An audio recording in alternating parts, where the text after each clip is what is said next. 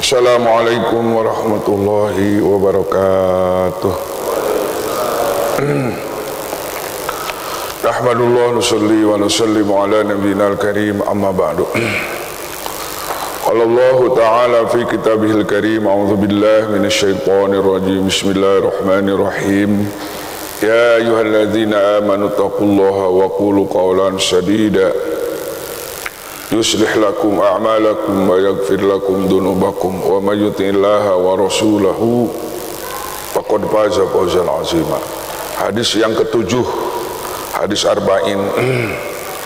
Bismillahirrahmanirrahim. An Abi Ruqayyah Tamim bin Aus Ad-Dari radhiyallahu anhu anna Nabiyya sallallahu alaihi wasallam qala ad-dinun nasihah.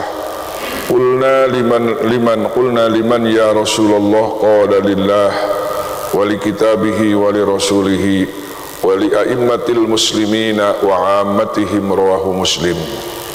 Hadirin kaum muslimin, mari kita memuji syukur kepada Allah Subhanahu wa taala bahwa pagi ini Allah Subhanahu wa taala memilih kita untuk menjadi manusia yang taat kepada Allah, untuk melaksanakan salat subuh berjamaah. Alhamdulillah. Diulang-ulang bahwa orang yang salat berjamaah subuh diantaranya kana fi zimmatillah, mendapatkan jaminan Allah pada hari ini sampai sore, insyaallah dijamin segala urusannya. Yang kedua, orang sholat berjamaah subuh mendapatkan kesaksian daripada malaikat malam di siang kumpul di Masjid Al-Hidayah untuk menyaksikan sholat orang-orang sholat berjamaah subuh. Wa Qur'anal fajri kana mashhuda, salat subuh disaksikan oleh para malaikat. Tashhaduhu malaikatul laili wan nahar, disaksikan oleh malaikat siang dan malam. Malaikat malam dan siang menyaksikan. Tadi kita disaksikan oleh dua kelompok malaikat yang sedang tukar tugas. Kemudian hadirin kaum muslimin rahimakumullah, orang salat subuh berjamaah dalam kitab Riyadhus Shalihin Nabi sampaikan faka'annama sallallahu kullah, sama dengan sholat semalam suntuk. Walaupun bapak-bapak ibu-ibu tadi sholat tadi malam tidur, tapi karena ikut berjamaah sholat subuh dicatat semalam suntuk. Hadisnya sahih dalam kitab Riyadhus Shalihin. Alhamdulillah. Hadirin kaum muslimin rahimakumullah, di dalam hadis yang ketujuh, hadis yang diterima oleh Abi Ruqayyah Tamim bin Aus Ad-Dari radhiyallahu anhu, bahwa Nabi sallallahu alaihi wasallam bersabda, ad-dinun nasihah, agama itu nasihat. Jadi agama kita ini nasihat ya. Dan kita sudah tahu bahwa di dalam rukun agama, dalam kitab hadis arba'in pun dijelaskan ada rukun iman, rukun Islam, dan rukun ihsan. Itu din. Jadi ada rukun. Din itu Islam, iman, dan ihsan. Itu nasihat. Kemudian diulangi lagi bahwa ad-dinun nasihah, agama itu adalah nasihat.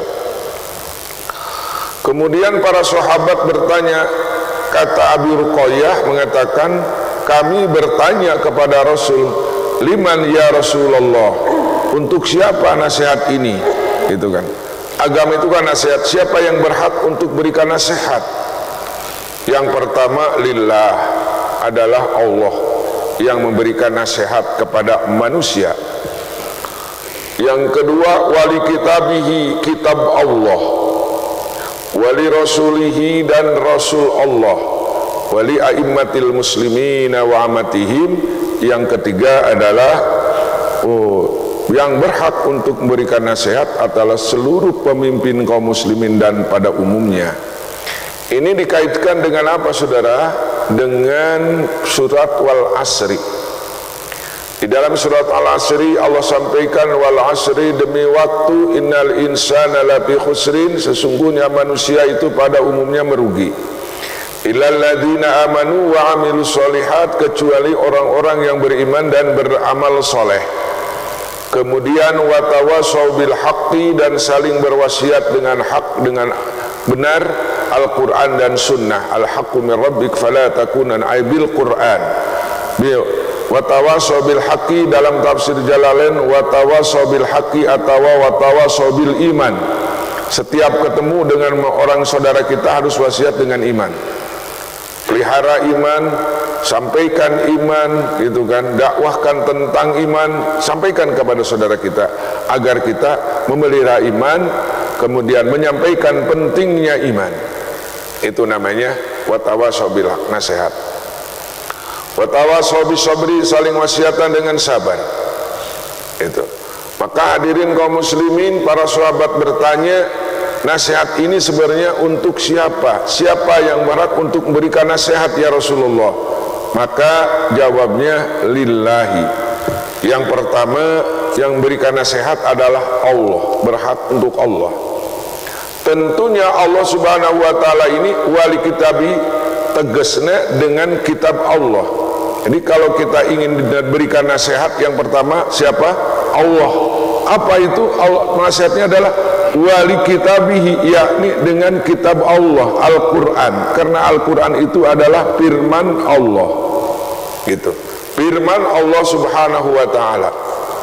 Jadi kalau kita ingin bertanya, gitu, ingin diberikan nasihat, tanyalah Al-Quran. Tentunya orang awam tidak bisa menjelaskan Al-Quran.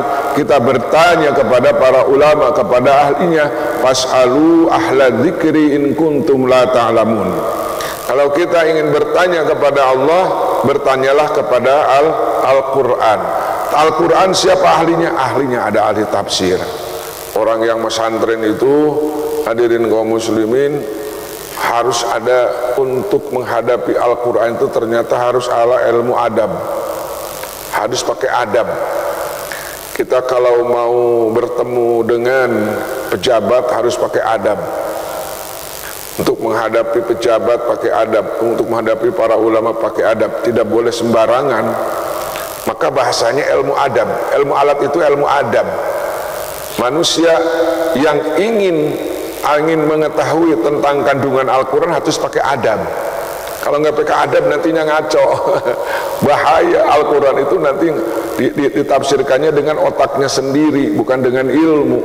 Makanya Nabi sudah wanti-wanti, man fassarul Qur'ana bi ra'yihi falyatabawa maq'adahu minan nar. Barang siapa yang menafsirkan Al-Quran dengan otaknya sendiri, dari terjemahan langsung diotakin sama dia, maka bukan dapat surga, justru dapat neraka. Begitu. Jadi ngaco nerangkeun Al-Quran. Kunaon sababna? Sebab teu make ilmu adab. Ada berapa ilmu adab? Kurang sekurang-kurang ilmu adab itu ada 12. Gitu kan? Nahu, sorob, bade, bayan, ma'ani, gitu kan. Kemudian diantaranya ada lagi ilmu mantik, ilmu arud, dan ilmu istiqoq. Kemudian ilmu kiroat, ada kiroat isna asyar, ada kiroat asabah, ada kiroat isna asyar. Jadi Al-Quran pun itu harus ada bacaannya, uslubnya. Untuk memahaminya harus pakai nahu, kayafhamu ma'ani al-Qur'ani wa sunnati daqiqatil ma'ani. Itu untuk memahami kandungan Al-Quran. Kemudian untuk melihat kehebatan Al-Quran, itu ilmu mana? Bade, bayan, ma'ani. Fa'absaru mu'jizatal Qur'ani wadihatan bisyatil Qur'an. Harus. Jadi dulu saya pesantren dengan Kiai Haji Badruddin, dengan Abah Raud, itu ada yang ngaji Johar Maknun, ada yang ngaji nahu sorob, kemudian ngaji mantik, ada balagoh itu ya, balagoh itu badai Johar Maknun itu dalam kitab Johar Maknun. Itu ketahuan mukjizat Al-Quran. Ya. Nah di sini maka hadirin kaum muslimin, di sini kita kembali bahwa nasihat itu adalah yang pertama Allah yang berhak. Nasihat itu yang pertama hanya Allah subhanahu wa ta'ala. Kemudian wali kitabi, yang tentunya dengan kitab Allah, karena kalamullah itu ada, Al-Quran itu adalah kalamullah.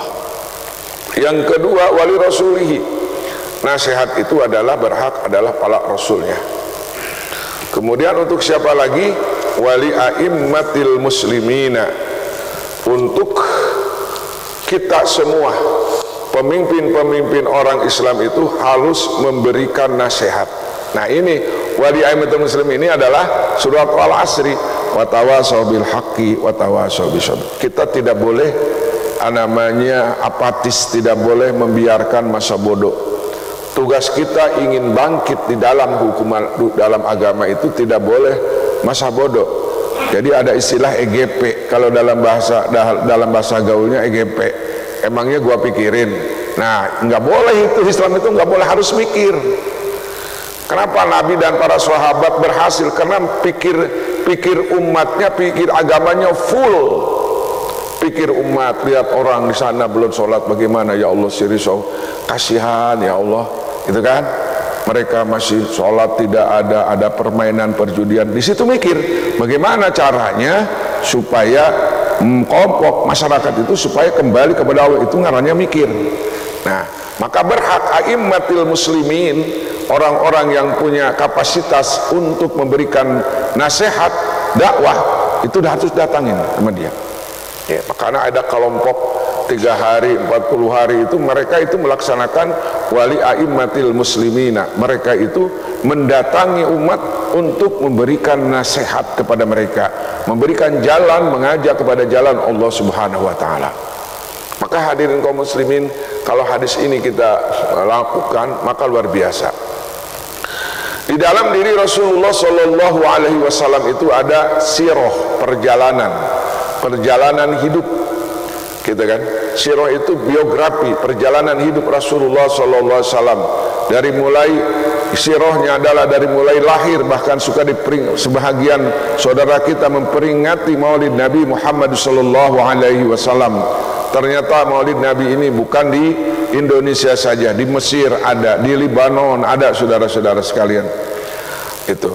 Jadi Maulid Nabi ini bukan diperingatkan oleh Indonesia, bahkan pencetusnya dari negeri Mesir. Itu kan Salahuddin Al-Ayyubi dengan Raja Muzaffar, itu Raja Malik Muzaffar, itu pencetusnya sampai hari ini alhamdulillah. Nah gitu, hadirin kaum muslimin, itu sirah, kemudian surah, bagaimana bentuk Rasulullah SAW, kepribadian Rasulullah SAW, pakaiannya segala gitu kan, kemudian pakai alisnya, pakai sifatnya, itu namanya surah. Kemudian yang paling dahsyat adalah Nabi dan para sahabat ada sarirah, risau. Jadi Nabi pernah risau, termasuk negeri kita dirisaukan oleh Nabi Muhammad Sallallahu Alaihi Wasallam. Bagaimana ummati. Jadi umat itu siapa? Manusia di bawah setelah kehidupan Nabi Muhammad, itu umat Rasul. Jadi kita mendapatkan titipan dari Rasul, manusia seluruh dunia ini setelah Nabi Muhammad SAW itu adalah umat Rasul. Kemudian siapa lagi? Sahabat Rasul. Ketika wafat Rasul, detik-detik wafatnya Rasulullah Sallallahu Alaihi Wasallam mengatakan ummati. Risau. As-salah. Nah itu yang diucapkan Nabi, kira-kira 2 menit 3 menit lagi diucapkan ummati. As-salah wa ma malakat aimanukum. Itu yang diucapkan, baru meninggal. Itu namanya sarirah itu namanya. Jadi hadirin kaum muslimin ini, umat Rasul itu harus semangat sarirah, risau. Saya punya saudara di Malaysia dulu. Dari pergi haji, dia nggak mau kembali ke Indonesia, pergi ke Malaysia. Dan namanya Mbah Syekh Fadil, dan kuburannya sudah diakui oleh kerajaan Malaysia. Masih saudara Abah juga.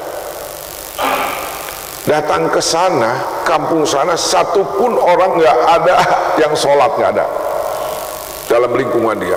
Sehari-harinya main sabu, main gadu ayam dan sebagainya. Itu bagaimana caranya umat Islam pada waktu itu supaya mengenal Allah, kembali kepada Allah Subhanahu wa taala. Dia puasa, zikir, memohon kepada Allah. Itu risau namanya. Belum berani dia dakwah, belum berani. Karena orang anak baru kan, pendatang baru, orang Indonesia datang ke Malaysia. Jadi dia itu dikasih kekuatan risau. dia puasa, zikir. Ya Allah, bagaimana ini saya untuk dakwah, mereka dalam keadaan bergelimang dalam dosa. Syirah doa, syirah, risau dan doa, risau dan doa. Akhirnya itu tukang main judi, tukang itu datang karena Pak Syekh Fadil itu rajin puasa, rajin berdoa. Nanya, Pak Yai gitu Pak, dak tuh saya bagaimana supaya main judi saya menang, ada doanya? Oh ada, katanya gitu. Dibilang ada, katanya. Udah aja puasa zikir inilah, haula wala quwata illa billah, astagfirullahaladzim, pasti dapat, katanya gitu. Bahkan lebih dari uang yang kau harapkan, katanya. Puasa diajar wudhu loh. Dengan sendirinya setannya keluar, Pak Kiai, ternyata itu permainan judi itu nggak boleh ya. Dia yang ngomong sendiri, katanya. Wah, Allah Akbar. Itu Mbah Fadil itu. Sekarang sudah almarhum dan kuburannya di Kelantan kalau tidak salah meninggalnya itu. Nah itu risau, nangis sama Allah. Bagaimana ini umat ini sedang dalam keadaan berlumur dengan dosa, ngedoa, zikir, puasa, doa, zikir, puasa, doa, zikir, puasa. Akhirnya caranya dia bukan diberikan nasihat, judi haram, minum arak haram, jinar, tidak, dikasih wirid, suruh puasa. Coba orang puasa diajar wudhu suruh wirid, gimana orang itu? Lemas dong, setannya kan keluar, enggak ada. Kan orang yang berzina, judi itu kan sudah dikuasai setan, gitu kan? Wa ma ya'shu an dzikrir rahmani nuqayyid lahu syaitanan fa huwa lahu qarin. Jadi ku setan qarin dikuasai. Coba bapak enggak sholat sewaktu aja, wa huwa lahu qarin, setan datang. Di hati kita sudah tidak ada Allah, maka bisikan setan akan menguasai kita. Ini Al-Quran surat Az-Zukhruf. Wa may ya'shu an dzikrir rahmani nuqayyid lahu syaitanan fa huwa lahu qarin. Maka kembali kepada kita yang pembicaraan adalah itu kan, ternyata kalau umat Islam melaksanakan hadis ini, insya Allah akan aman. Nasihat itu ternyata nasihat seorang suami terhadap istri, nasihat bapak terhadap anak, itu harus ada nasihat di rumah itu. Tidak boleh diandalkan kepada guru. Ada taklim rumah itu, ada nasihat rumah. Karena para sahabat itu praktis. Jadi ada di rumah itu ada madrasah. Jadi ketika Nabi Muhammad SAW menyampaikan Al-Quran, menyampaikan sabda-sabdanya, langsung sahabat datang ke rumah. Yang pertama disampaikan itu istrinya dulu, anaknya dulu. Jadi di rumah itu ada madrasatul Quran, ada madrasatul hadis. Jadi dua yang disampaikan oleh sahabat kepada istrinya itu, qala Allah Ta'ala, qala Nabi sallallahu alaihi wasallam. Jadi ibu-ibu itu nggak ada kesempatan ceramah mendengar mubalik yang lain, nggak ada. Jadi mubaliknya suaminya sendiri. Begitu. Karena para sahabat itu kan dalam kitab Johar Maknun itu orangnya pada cerdas. Penangkapan ininya nih, hifzul. Orang Arab itu ada 21 keistimewaan. Di antaranya namanya adobtu, ingatannya kuat, cepat hafal gitu. Jadi, nah ketika para sahabat mendengarkan kalau turun wahyu, kemudian Nabi bersabda, lari ke rumahnya, disampaikan. Qala Nabi sallallahu alaihi wasallam, innamal a'malu binniyat. Datang kepada istrinya. Qala Rasulullah sallallahu alaihi wasallam, ad-dinu nasihah. Qulna liman ya Rasulullah? Qulna lillahi wa li kitabihi wa li rasulihi wa li a'immatil muslimin. Nasihat. Jadi para sahabat itu ada secara istimai nasihat Nabi, ada nasihat infirodi. Kata, "Ausini ya Rasulullah." Itu. Ya Rasulullah, berikan kami nasihat ya Rasulullah.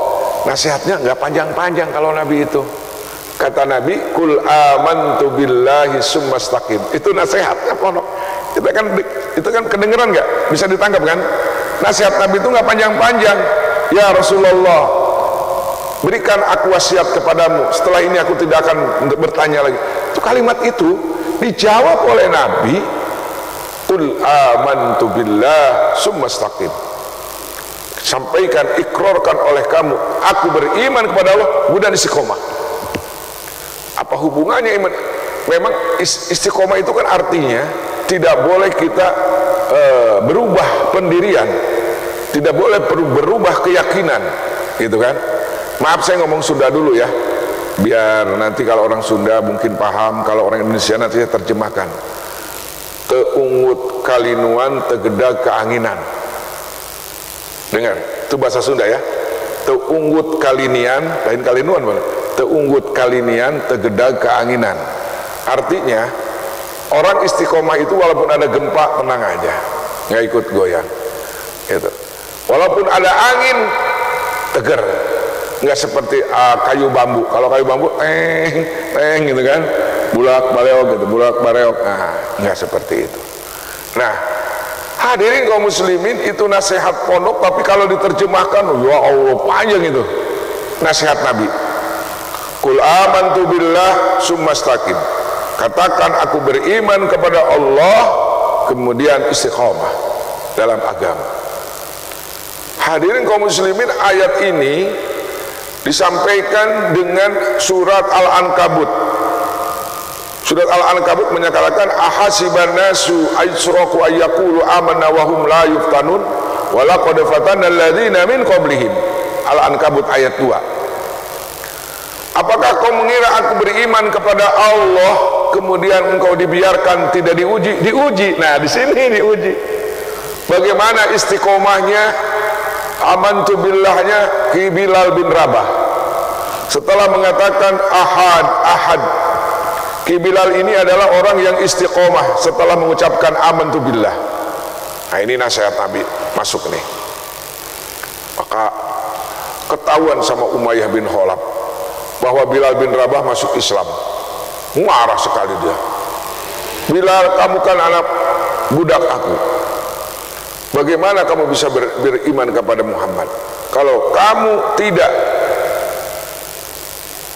keluar lagi, tidak keluar dari agama Muhammad, aku akan hukum kamu.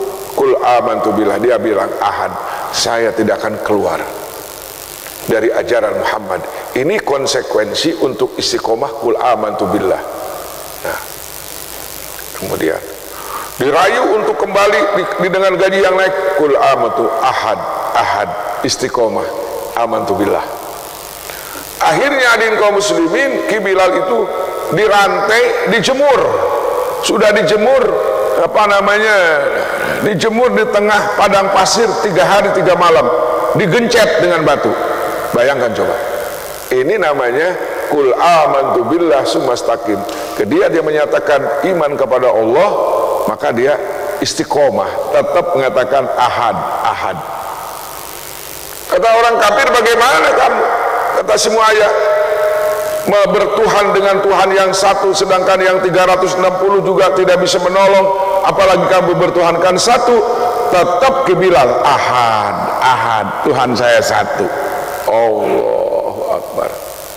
Nah, ini kemudian hari kemudian bagaimana istiqomah dalam suatu kata, al istiqomah khairu min alfi karamah. Istiqomah itu lebih hebat daripada 1000 karamah. Karamah bisa terbang, bisa terbang, nggak tertarik. Pan capung juga bisa terbang, ya nggak? Gua nggak tertarik dengan bisa terbang. Saya kalah sama capung dong, ya nggak?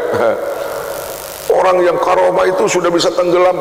Di kampung saya ada namanya Kiai Mbah Utik namanya. Itu benar-benar karamahnya kelihatan. Itu dia masuk ke sungai, namanya Lewi, kalau itu Lewi ya, Lewi kalau dia bahasa Sunda, Lewi, masuk lep. Di dalamnya ada ini, ada kayu lama gitu. Ngergaji dia, itu sakit. Tapi kita nggak tertarik dengan itu, karena ikan pun bisa tenggelam, ya nggak mati kan? Ikan juga nggak tenggelam, gitu. Nah, itu karomah. Nah, istiqomah itu lebih dahsyat daripada 1000 karomah, begitu. Karena tukang sihir juga kan bisa terbang. Karomah. Nah, akhirnya hadirin kaum muslimin, ada cerita Ki Bilal dimerdekakan oleh Abu Bakar, dibeli, ditebus dengan sebanyak-banyak, akhirnya merdeka. Sudah merdeka masuk Islam, jadi tukang muazin. Karena tidak lagi suara yang paling hebat di antara sahabat itu, suaranya lantang, merdu gitu kan, menggetarkan. Itu Bilal bin Rabah. Dalam Khalifah Umar, ketika Khalifah Umar jadi khalifah, Umar itu pintar, bikin gubernur itu orangnya cerdas, Rasyidin.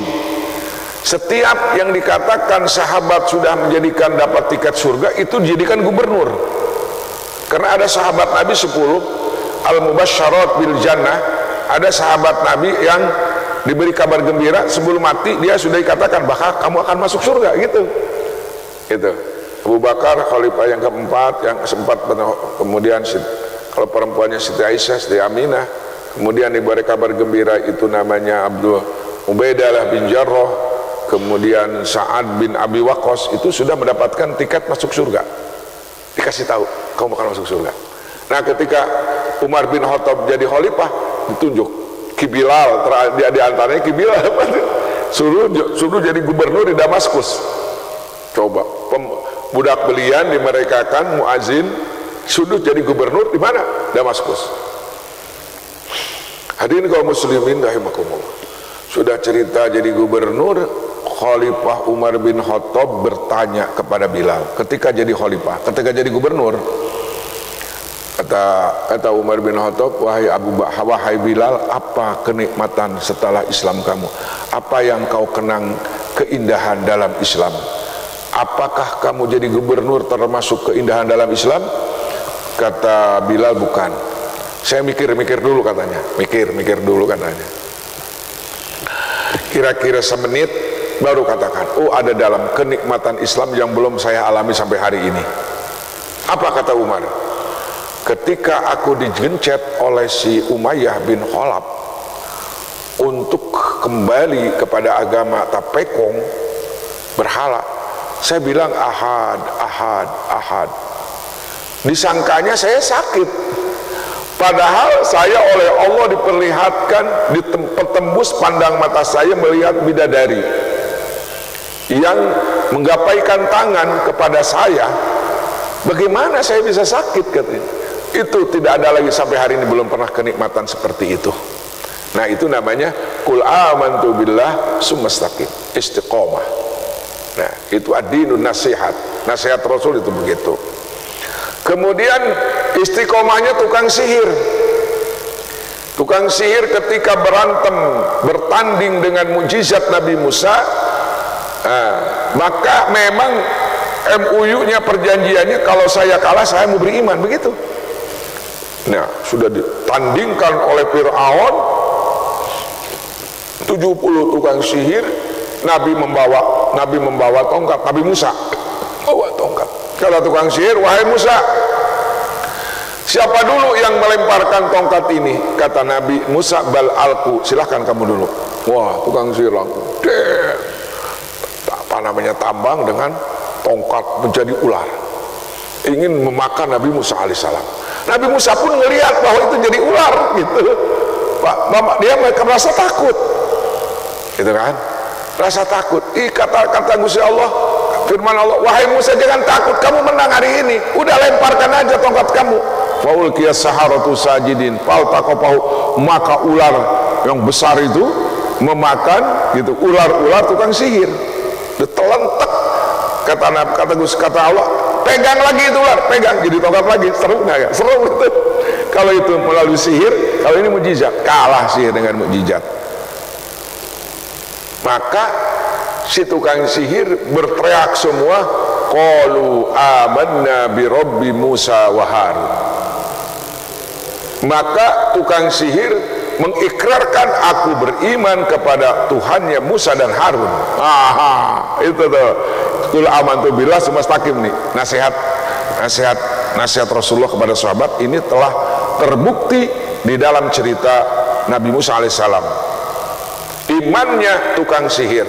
Qul qalu amanna bi rabbi Musa wa Harun. Ya Allah, dia mengatakan aku beriman kepada Tuhannya Musa. Maka Fir'aun marah. marah Firaun. Ini diterangkan istiqomah ya, dalil bahwa kita nasihat itu setelah iman harus istiqomah. Pas gitu. Kata Firaun, wahai tukang sihir, kamu kenapa berani-beraninya kamu beriman kepada Musa tanpa izinku? Maka aku akan hukum kau, la usallibannakum ajma'in, la usallibannakum fi juzu'in nakhl, la usallibannakum ajma'in. Kalian akan dihukum oleh aku akan salib engkau. Jadi pertama dalam mutarul hadis, undang-undang salib itu mulai zaman Firaun. Pencetak utama ya. Kalau pembakaran itu Nabi Ibrahim itu, kalau hukuman dibakar itu Raja Namrud. Kalau hukuman salib itu pertama oleh si Firaun itu, Ramses II. Ramses itu adalah bukan nama orang, nama jabatan, seperti Hamengkubuwono ya, ke-9, Hamengkubuwono ke-9 gitu kan, ada Hamengkubuwono itu. Keraton. Akhirnya hari kaum muslimin jawab tukang sihir, qalu la ghaira. Cek tukang sihir teh, wahai Firaun, aku tidak keberatan, aku tidak ada menderita. Kalau kau salib silakan. Coba itu disalib. Kenapa? Ada iman, sumastaqim, istiqomah. Gitu. Tidak berkhianat. Nah, istiqomah. Akhirnya disalib. Cuman sebelum disalib, itu tukang sihir yang jadi baru syahadat itu doanya apa? Rabbana afrigh alaina sabran wa tawaffana muslimin, gitu kan? Ya Allah, taburkan kepada kami agar ditaburi dengan sabar, matikan kami dalam Islam. Salib mati. Berapa menit itu? Sudah setelah iman disalib mati, dia mendapatkan surga untuk selama-lamanya. Itu ad-dinun nasihah. Nasihat Nabi terhadap sahabat itu harus istiqomah. Nah, siapa? Itu namanya Bilal bin Rabah, Yasir, Ummu Yasir, semua istiqomah. Amantu billah sumastaqim. Walaupun nyawa berkorban, yang penting jangan korbankan iman. Itu namanya istiqomah. Nasihat Nabi mantap. Qul amantu billah sumastaqim. Itu nasihat namanya li rasulihi. Bagaimana karomah orang-orang istiqomah? Kehebatan orang-orang istiqomah mengalahkan karomah di mana? Nah, dalam ayat Al-Qur'an yang lain, dalam ayat yang lain, alladzina qalu rabbunallahu sumastaqamu tatanazzalu alaihimul malaikatu alla takhafu wa la tahzanu wa abshiru bil jannati allati kuntum tu'adun nahnu awliyakum fil hayatid dunya wa fil akhirah nuzulan min ghafurir rahim. Masya Allah. Alladzina qalu rabbunallahu sumastaqamu, orang-orang yang mengatakan rabbunallah, Tuhanku adalah Allah, sumastaqamu, kemudian istiqamah, tatanazzalu alaihimul malaikah, akan turun malaikat kepada mereka ketika syarakatil maut dan mendapatkan kabar gembira surganya Allah Subhanahu wa taala. Jadi ketika syarakatil maut orang istiqomah udah lihat surga. Udah lihat surga, bagaimana nggak senyum? Kan ada orang yang meninggal senyumnya nggak? Senyum. Karena nggak waktu dicabut sama malaikat boro-boro sakit, nggak ada sakit, enggak. Kenapa? Karena melihat surga. Itu sakit bisa tidak terasa sakit anggota kita kalau melihat sesuatu yang sangat indah. Bisa hilang. Coba ingat nggak bapak ingat nggak? Perempuan-perempuan Mesir ketika melihat Nabi Yusuf tangannya dipotong, terasa nggak? Enggak, gitu kan?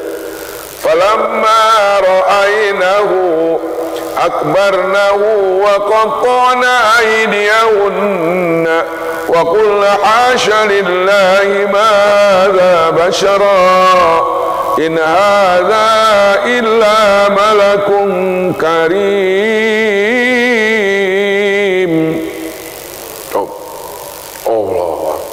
Ketika wanita-wanita Mesir yang memfitnah Siti Zulaikha diundang ke rumahnya, kemudian dikasih pisau dengan buah-buahan, Maka ketika dia mau mengkupas buah, dikeluarkanlah Yusuf. Apa ketika mereka? Akbarnahu. Dia merasakan, mengagumi, membesarkan. Dia ketika dia melotot melihat kegantengan Yusuf, bukannya mengupas buah, tapi dikupas. Nah dia udah enak. Saking indahnya lihat kecakapan Nabi Yusuf, dia motong tangannya, buntung semuanya. Jadi tangan buntung. Tidak terasa, indah itu.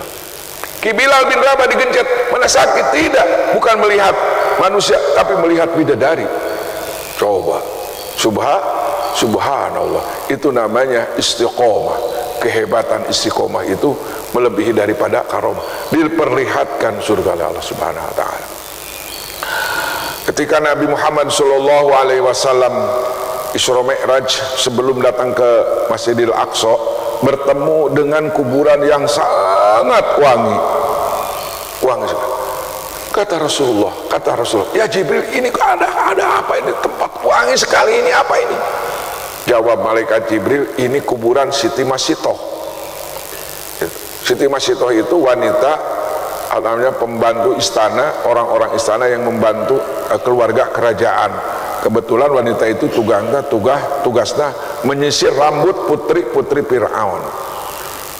Pas jatuh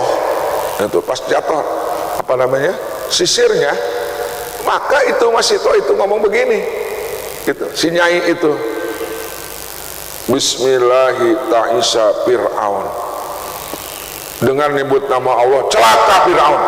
Kaget anak angkatnya si Fir'aun itu, kaget. Kata si putri Fir'aun, wahai Masitoh, apakah engkau mengakui ada Tuhan selain Bapakku? Tentu, Tuhanku dan Bapaknya, Tuhan semuanya adalah Allah. Kemudian kata putrinya, hai Masitoh, bolehkah aku akan laporkan kepada Bapakku? Silahkan, panggil. Kata putrinya, wahai abi Bapakku, wahai Tuhan Fir'aun, cek anak anaknya Tuhan.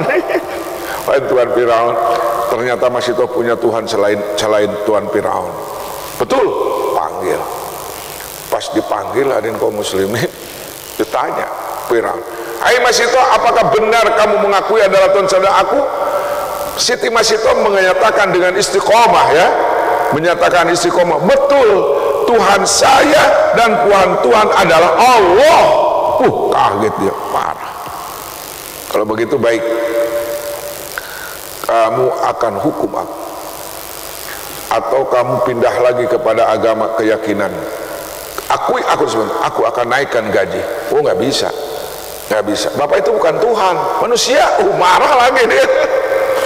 Ini istiqomah nih. Qul amantu billahi tsumastaqim, nasihat Nabi. Akhirnya, kalau begitu aku akan bakar kamu, aku akan goreng kamu. Nah, silakan. Suaminya, anaknya loncat, baru dia tsumastaqom. Kuburannya sampai hari ini wangi, saudara. Kalau kita ngeluar kuburan Siti Masitoh masih wangi sekarang. Berapa ribu tahun dari mulai dikuburnya, dibakarnya atau digorengnya, itu namanya al-istiqomah khairun min alfi karomah.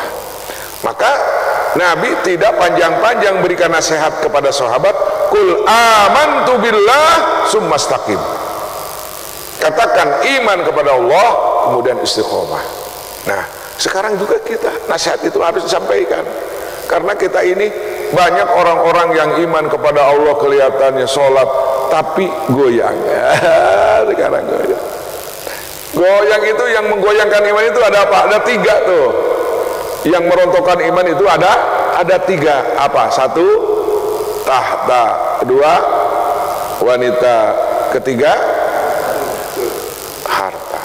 Tahta, harta, wanita. Banyak yang angus sekarang imannya. Yang tergoda berarti tidak istiqomah. Apalagi tahta. Tahta itu tiga-tiganya tiga serangkai, nggak bisa dipisahkan. Ke dalam pemilu, bapak nyalonin berapa, bupati berapa, 10 miliar, jangan. Dulu kan begitu, 20 miliar nggak laku, beli kursi 5 tahun. Padahal kalau beli masjid, bikin masjid, kursi di surga selama-lamanya, betul. Cuma 5 tahun dikejar, 100 miliar nggak bisa. Kalau sekarang pemilu langsung itu bisa seliweran lagi, banyak saweran gitu kan. Nah, sudah baru naik jabatan kan harus ada kampanye, ya enggak? Kampanye harus ada dangdutan harus ada wanita, betul? 3 serangkai itu. Baru yang jadi jabatan keluar harta. Ingin punya tahta harus korbankan harta. Harta di sana ada gemerlap wanita. Tanpa ada lu nggak rame gitu kan. Itu dunia, godaan dunia. Hadirin kaum muslimin, itulah yang menggoyahkan iman kita itu 3. Yang pertama harta, tahta, wanita. Semuanya sudah dilewat. Yang paling ngeri saya, yang suka sedih kadang-kadang saya nangis. Itu namanya Bal'am bin Ba'urah, ahli zikir, makrifat kepada Allah. Karena digoda oleh istrinya tuh. Digoda oleh istrinya. Istrinya digoda, disogok sama uang, sama kaum Jababiroh itu, Jabarin itu. Artinya kalau pribadinya Bal'am bin Ba'urah itu nggak tertarik lagi dengan dunia, tapi dia Bal'am bin Ba'urah punya istri cantik, begitu. Maka yang dilobi bukan Bal'amnya, tapi istrinya yang dilobi, bawa duit, datang sama istrinya supaya nggak ada suaminya, udah lebos ngadoain Nabi Musa supaya celaka. Gimana tuh? Tahta, harta, wanita. Kemudian ada yang kaum muslimin namanya Umdah bin Abdurrahman. Saya kadang-kadang kalau menyampaikan itu berat juga ya menyampaikan. Setelah dia perang Romawi, hafal Quran, Senin Kemis tahajud, hafal Quran Senin Kemis tahajud, perang menang dia, bujangan, ganteng orangnya, lagi naik kuda ada perempuan cantik. Nah, ini wanita nih, cantik luar biasa, rambutnya pirang gitu kan. Dia bertanya, wahai istri, aduhai cantik nian kamu, bolehkah aku melamar kamu? Cek etasi Umdah ya, Umdah bin Abdurrahman. Oh, nggak bisa bohong, abang nggak bisa mengawini saya ini agamanya agama Nasrani. Kalau mau pindah agama. Jadi dia pindah agama, Pak. Oke, demi cintaku kepadamu aku rela meninggalkan kamu. Subhan. Itu sahabatnya nangis. Umdah eling, cekuang semua eling, kamu kan hafal Quran, kamu kan sahabat Nabi, kamu Senin Kemis tahajud, kamu sudah perang dengan perang Romawi, kamu menang. Bagaimana kamu? Tidak, aku sudah mencintai, mendambakan semacam ini. Dites sama sahabat, coba Quran yang kamu hafal, enggak ada satu ayat pun yang ada di dalam Al-Quran, sedikit pun enggak ada. Cuma 2 ayat itu yang berkenaan dengan orang murtad. 2 ayat, rubama iduladzina kafar itu, ayat rubama itu yang hafal cuma 2 ayat, yang 30 juz semuanya hilang gara-gara imannya lepas, tergoda oleh si rambut panjang. Itu namanya tidak istiqomah, namanya tergoda dengan apa namanya, dengan wanita. Jadi memang kalau nggak ada ini, nggak di dunia ini, kalau nggak ini nggak rame. Bapak-bapak pernah dengar nggak dulu ada pernah iklan rokok. Coba rokok apa kira-kira? Kalau nggak ada lu nggak rame, rokok apa tuh? Iklannya begitu. Kalau nggak lu nggak rame. Nah, kalau nggak ada tahta harum di dunia nggak rame. Yang diributkan sekarang 3, tahta, harta, wanita. Indonesia jadi rebutan. Kenapa jadi rebutan? Di negeri kita ada emas, ada perak, ada nikel, ada uranium, direbutin sekarang. Rame. Siapa yang menang nanti? Nggak tahu deh. Menurut ramalan ada pertempuran, diperebutkan negeri kita ini dengan 2 negara katanya. Apa? Negara karena di dalam kita itu ada harta. Ada harta. Emas, nikel, uranium, batu bara, segala macam ada. Jadi rebutan, rame. Indonesia itu adalah negeri idola, rebutan. Kalau ada gadis rebutan, kalau negara rebutan apa? Indonesia. Kenapa? Ada harta. Rame. Gitu kan. Paham ya? Jadi kalau orang beriman, mau ada harta, mau ada tahta, tetap amantu billah, tidak akan tergoda sedikit pun. Gitu. Itu saya akan tetap bersetia kepada Allah dan Rasulnya.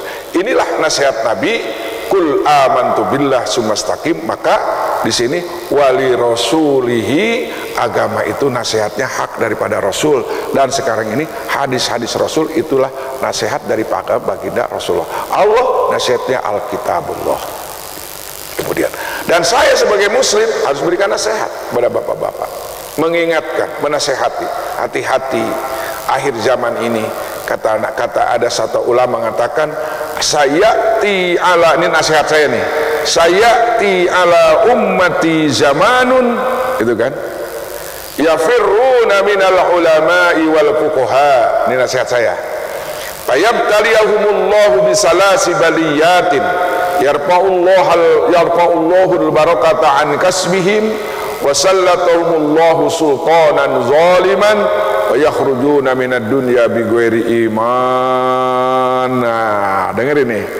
Nanti kata Nabi, bakal datang suatu masa kepada umatku, suatu zaman di mana zaman itu yafirruna minal ulama'i wal fuqaha'i, banyak orang yang berlarian daripada ulama dan ahli fikih. Awas nih, ulama beserta ahli fikih. Karena ulama itu kan kebagi dua, ya ulama tauhid, ayat ulama tasawuf, ayat ulama fuqaha, ahli hukum fuqaha itu. Haram halal, haram halal, haram halal. Sehingga mereka tidak tahu hukum, tidak tahu batal haram, tidak tahu sogok menyogok haram, tidak tahu riba, karena yafiruna minal ulama wal fuqaha, jauh ke ahli fikih. Tidak tahu bahwa itu zina itu haram, tidak tahu, karena yafiruna minal ulama.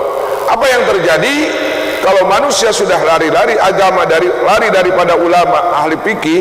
Ada 3 bencana yang akan dirasa. Yang pertama, yarfa'ullahul barakata an kasbihim, diangkat keberkahannya, usahanya nggak ada. Menurut logika Indonesia harus kaya raya. Per orang itu harus punya gaji 30 juta dari emas sorong, dari emas yang ada di mana tuh, di Ternate, Keblogan. Tapi anehnya kita punya hutang. Anehnya kita punya hutang, padahal kita negeri kaya. Nah, gara-gara apa? Yafirruna minal ulama wal, karena masyarakatnya semuanya sudah lari dari agama. Maka yang terakhir, yang kedua, otomatis wasallatuhumullahu sultanan zaliman, memimpin orang zalim. Gara-gara tidak tahu itu, akhirnya yang dipimpin orang zalim, bukan orang benar. Kalau sudah dipimpin orang zalim, bagaimana nasib matina nanti? Wa yakhrujuna minad dunya bighairi iman. Yang sakaratil mautnya bukan nyebut la ilaha illallah, tapi nyebutnya duit. Itu. Ini saya bukan fitnah ya. Ini cerita sudah sampaikan, di sini sudah disampaikan sama saya. Tahun 83, 84 ya. Ada di Bandung, di rumah sakit Hasan Sadikin, ada orang sakaratil mautnya begini. Dia udah berlumuran darah. Ditalkinkan sama istrinya, "Bapak, sebutkan la ilaha illallah, sebutkan Allah." Apa tuh suaminya? Duit. Jadi ditalkinkan la ilaha illallah, yang keluar duit. Duit mana 8 juta, duit mana 8 juta. Kata istrinya, "Bapak jangan bilang duit, Allah. Kata suaminya, duit tuh. Wa yakhrujuna minad dunya, gara-gara dipimpin ku jelema zalim, jauh jeung agama, akhirnya sakaratil mautna bukan Allah, tapi yang keluar dari mulutnya duit. Awas. Saya dulu waktu tahun 2011 saya keluar negeri, kebetulan di luar negeri itu musim dingin. Saya kumpul dengan para ulama, para kiai. Apa yang mulut saya itu bukan Allah, bukan. Dinginnya kira-kira di bawah 10 derajat. Belum pernah saya di Indonesia, kan di Bogor nggak ada dingin semacam itu kan. Waktu itu saya keluar negeri, ke New Delhi waktu itu tahun 2011, datang dingin. Udah dingin, tradisi kita kan, aduh gitu, sakit kepala, dingin, sakit kepala. Aduh, di pinggir saya ada ustadz, ada kiai. Pak Yai, jangan bilang aduh, coba sebutkan Allah. Waduh, bener. Pas kalau aduh itu nggak bisa menyembuhkan. Coba saya sendiri waktu itu bukan Allah yang disebut, tapi aduh nyeri sirah, aduh sakit kepala, mestinya kan Allah sembuhkan kami, kan mestinya begitu. Saya sendiri mengalami gitu. Di hati saya pada waktu itu tidak ada Allah, yang ada aduh nyeri hulu, Ada orang nasihat orang Thailand, kata Pak Yai, coba sampaikan Allah. Ditelkinkan saya pada waktu itu, telkinkan sakit, Allah, baru kasih obat sakit kepala. Ternyata saudara, Allahu Akbar, kalau kita sakit kemudian yang disebut lain Allah, berarti iman kita sedang keluar. Enggak lagi peristiwa yang paling dahsyat, lebih daripada sakit gigi, sakit kepala, sakaratil maut, itu yang paling dahsyat sakitnya. Saking sakitnya manusia mati, itu sakaratil maut. Maka kalau kita di hati kita tidak ada iman, yang keluar bukan Allah, nanti selain daripada Allah. Karena kalau malaikat kan disangkanya dipencet orang supaya keluar, tanya ini pencet, tret. Nah, kalau ada botol plastik di dalamnya kecap, kalau dipencet keluar apa? Kecap. Kalau odol pencet odol. Nah, rokadali kalau manusia nemuin manusia lagi sakaratul maut, kalau di hatinya ada Allah, tapi yang keluarnya ada duit. Kalau di hatinya ada anak, begitu. Maka orang yang jauh dengan agama tiga balai. Yang pertama, usahanya tidak berkah, rumah tangganya acak-acakan, tidak ada sakinah mawadah warohmah walaupun banyak harta. Anaknya juga pemain narkoba segala macam, di penjara, gitu kan. Ketika mati, wa yakhrujuna minad dunya bighairi iman. Paling ngeri kemarin ya, saya lihat ada orang yang matinya ngelel letahnya. Udah lihat belum? Yang menjulur lidahnya, udah lihat? Nggak dengar nggak? Orang Islam namanya Muhammad Al-Markus, orang Qur'annya pindah agama. Setelah pindah agama dicaci Nabi Muhammad, Quran dicaci maki, matinya menjulur. Wa yakhrujuna minad dunya bighairi iman. Makanya doanya, Allahumma inni as'aluka husnal khotimah wa na'udzubika min syarril aqibah wa su'il khotimah. Ya Allah, aku memohon kepadamu supaya husnul khotimah, dan aku berlindung kepadamu daripada su'ul khotimah. Na'udzubillahi min zalik. Man kana akhiru kalamihi la ilaha illallah dakhalal jannah. Ini nasihat saya. Barang siapa yang akhir hayatnya mengucapkan la ilaha illallah, pasti akan masuk surga. Wa in zana wa in saraqa, walaupun dia berzina, pernah berzina, walaupun pernah mencuri, tapi kalau mati membaca la ilaha illallah, pasti akan masuk surga. Selama-lamanya tukang sihir pas ucapkan amnabillah rasulillah, padahal tukang sihir masuk surga karena akhir hayatnya mengucapkan kalimat la ilaha illallah gitu. Subhanallah. Ada seorang manusia sudah pakai baju kerai gitu kan, ikut perang. Setelah ikut perang ketemu dengan saudaranya dalam keadaan luka. Kamu kan bukan orang Islam, kenapa kamu ikut perang? Kata dia, saya sudah iman kepada Allah dan Rasulnya, saya ikut perang, syahadat, ikut perang, mati, masuk surga. Masya Allah, itu namanya orang husnul khotimah. Maka kita harus berbanyak-banyak di bulan Ramadan ini bermohon kepada Allah, Allahumma inna as'aluka husnal khotimah wa na'udzubika min syarril aqibah wa su'il khotimah. Bagaimana, sholat isyraq sudah sampai belum? Berapa menit lagi? 2 menit lagi, ada 5 menit lagi. Mari kita berdoa, mudah-mudahan kita mendapatkan pelajaran dari hadis ini, bahwa yang berhak nasihat Allah, kitabullah, Rasulullah, dan kita harus saling nasihat menasehati. Ya Hayyu Ya Qayyum Ya Dzal Jalali wal Ikram. Allahumma shalli ala sayyidina Muhammadin fil awwalin wal akhirin wa barik wa sallim wa radhiyallahu ta'ala an kulli sahabati Rasulillah ajmain. Allahumma ighfir lil mu'minina wal muslimin wal muslimat al ahya'i wal amwat. Allahumma ighfir lil muslimin wal muslimina wal muslimat al ahya'i wal amwat. Rabbana zalamna anfusana wa illam taghfir lana wa tarhamna lanakunanna minal khasirin. Rabbana la tuzigh qulubana ba'da idh hadaytana wa hab lana min ladunka rahmatan innaka antal wahhab. Rabbana afrigh 'alaina sabran wa sabbit aqdamana wansurna 'alal qaumil kafirin. Allahumma nas'aluka ilman nafi'an wa rizqan wasi'an wa shifaan min kulli da'in. Allahumma nas'aluka al-huda wa tuqa wal 'afafa wal ghina. Allahumma aghnina bil ilmi wa zayyina bil hilmi wa akrim bit taqwa wa jamilna bil 'afiyah.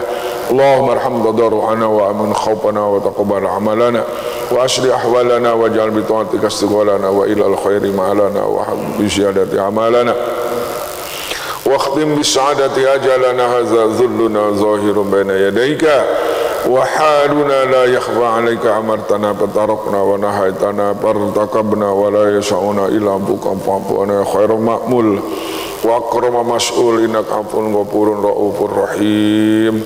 Allahumma inna nas'aluka husnal khatimah wa na'udzu min syarril khatimah.